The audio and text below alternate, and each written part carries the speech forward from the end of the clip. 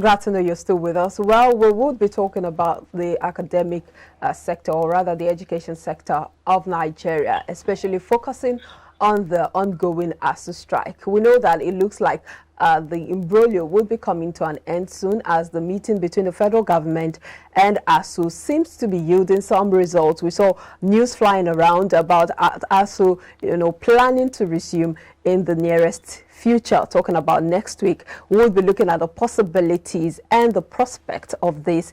And Dr. Dayo Kayode is still with us virtually. Thank you for staying with us, Dr. Kayode. It's my pleasure always.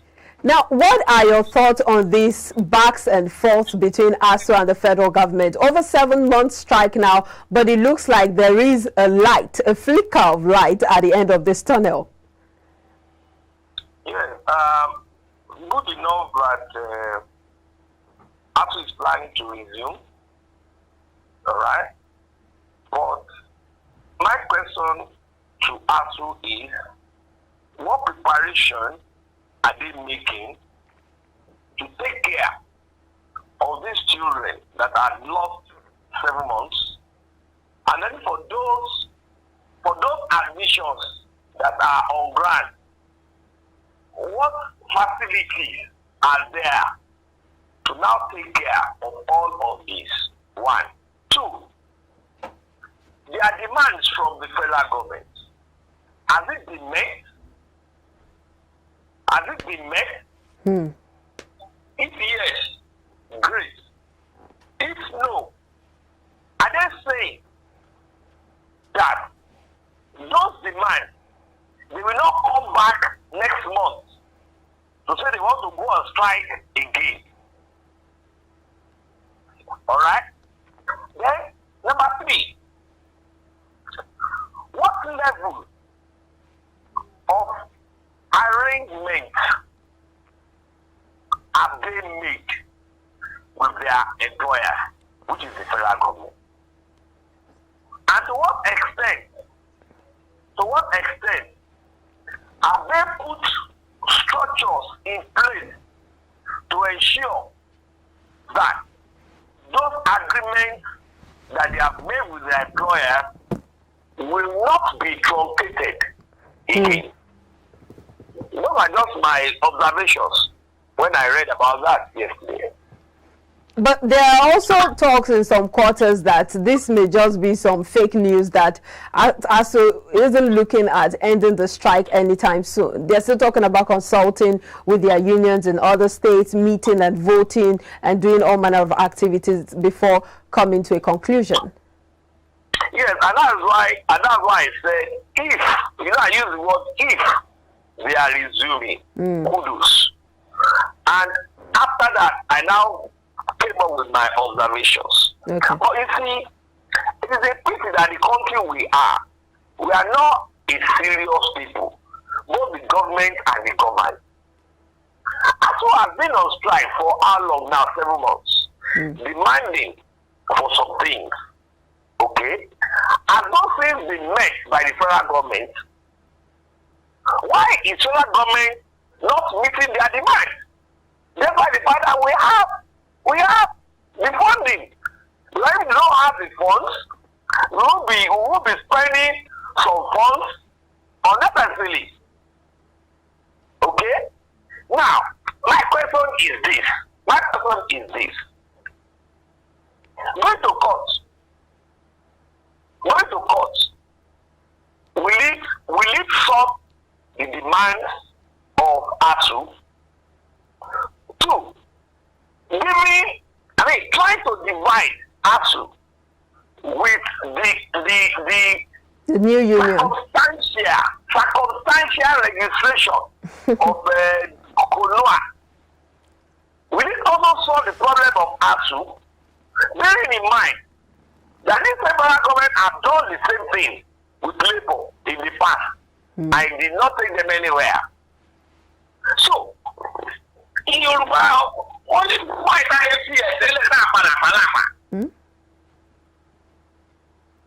Okay. Do you understand? No, we don't. You might have to interpret that. Why don't we address this issue headlong? Why are we beating about the bush? Why? intelligent people suppressed. Why?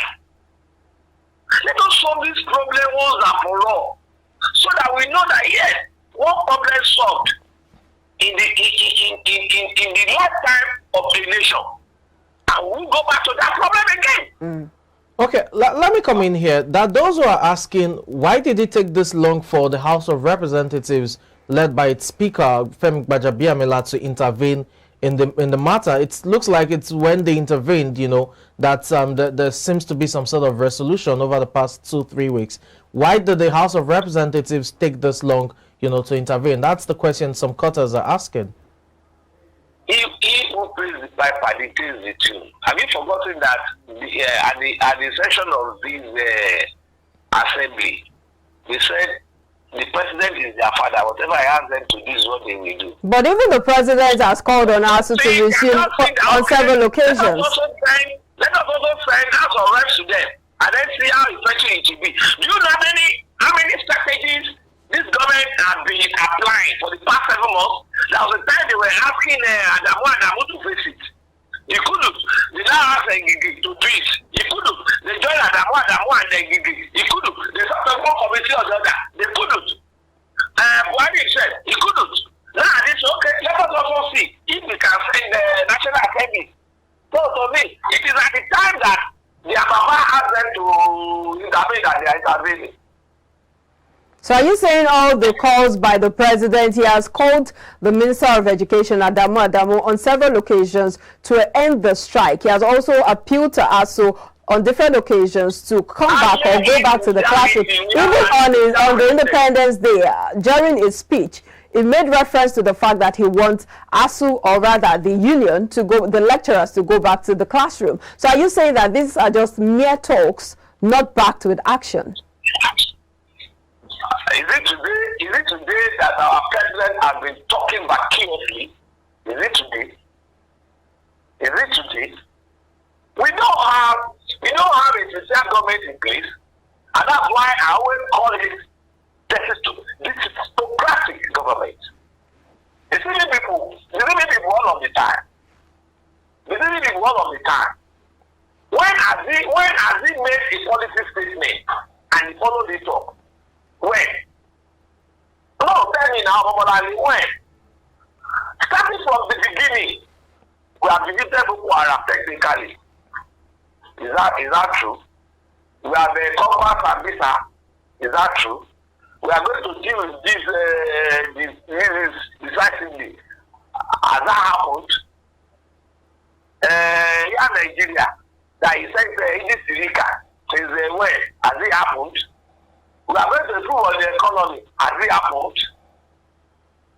No, these are issues. Infrastructural facilities, where are they? No, tell me. Our budget, has it been performing? We are going to expose, we are going to fight corruption. Where is it? Marcus, this thing is still there. He has not been promoted. You talk about... now. Even the Canada General of the Federation, former Canada General of the Federation, you remember how much now? How much is true? Let me come in, please. You talked about... So tell me, where are he? Where statement? And he follows the talk. Where? Dr. D, let me come in here, please. You talked about corruption as well, and that just, you know, brings me to the president's speech where he said there was corruption within, you know, the university setup or the tertiary education, and he also accused, indirectly, you know, accusing, or directly rather accusing Asuu of being complicit when it comes to corruption within the universities. What's your take on that, quickly? You see, the university is part of the system in this country. And the system itself is corrupt. So when you say the system is corrupt, then the also system within the system needs overhauling. Okay. Needs overhauling. It's everywhere. Look at what happened.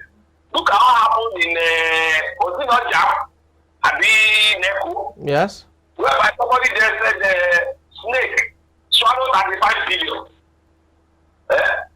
Is that an educational sector?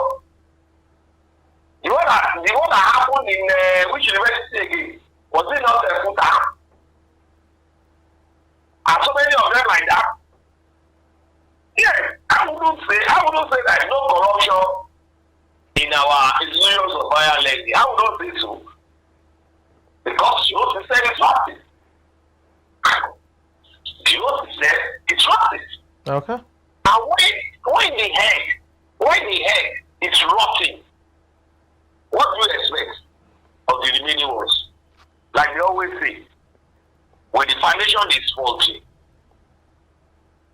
will you be able to have a superstructure that you can depend on? No. So that's exactly what is happening in our nation. Okay, for all of these 7 months struggle and also, you know, between the federal government and Asuu, with the end seemingly in sight, what do you think are the lessons that one can learn from this as a nation now, and how do you think we can, you know, prevent such lingering crisis from happening in our tertiary institutions? The lesson you can learn is about sincerity. Okay. When I'm talking of sincerity of purpose. Okay. And then when you want to have sincerity of purpose, then let us put down all the structures that can assist it. I'll give you an instance. I will use Asuu and federal government in Brooklyn as a case study.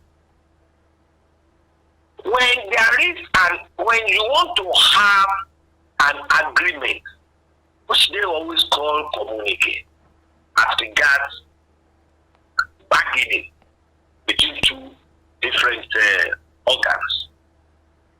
One, you have to first of all put down why are you bargaining, or rather, your vision. Ask you, where do you want our educational system to be? Where do you want it to be? Two, what are the deficits that you have now? That is, what do you have on grant? What are the deficits that you have? Towards that's number one that I mentioned, of where you want it to be. Now, how do you achieve these deficits? You put them in facts and figures. How do you achieve them? Okay. What are the things you need to achieve them? Then the federal government too will assign to number one is right, number two is right, number three is right, number four is right. Okay. Now the next stage is this. How do we fund this? The federal government that will now know how to fund it. How do you remunerate the lecturers to be able to achieve that vision? What are the facilities to be in school to be able to achieve that vision? The next thing you now put is action plans. Okay. Action plans. After action plans, you now put timelines. After timelines, you now put consequences of not achieving that. Consequences could be positive and negative. Positive in terms of when we follow this timeline, we will achieve what we want to achieve as our vision. Okay. When we don't follow these timelines, we don't will achieve what we want to achieve as our vision, and it will affect the nation. Do you understand? All right, Dr. D, we might have to end the conversation here. There is a path to follow. All right. But on the agreement, are there been a path to follow? We hope that they, of course, follow the right path in ending all of this imbroglio between the federal government and the academic staff union of universities, so that our students can get back to the classrooms and progress with their lives. Well, we will be leaving it there. Thank you so much for your time on the show, Dr. Dayo Kayode, political technocrat. Thank you very much. Let me continue sipping my coffee, Daddy. All right, have a nice day. Okay, we will take a break now. We'll come back to talk more. Please stay with us.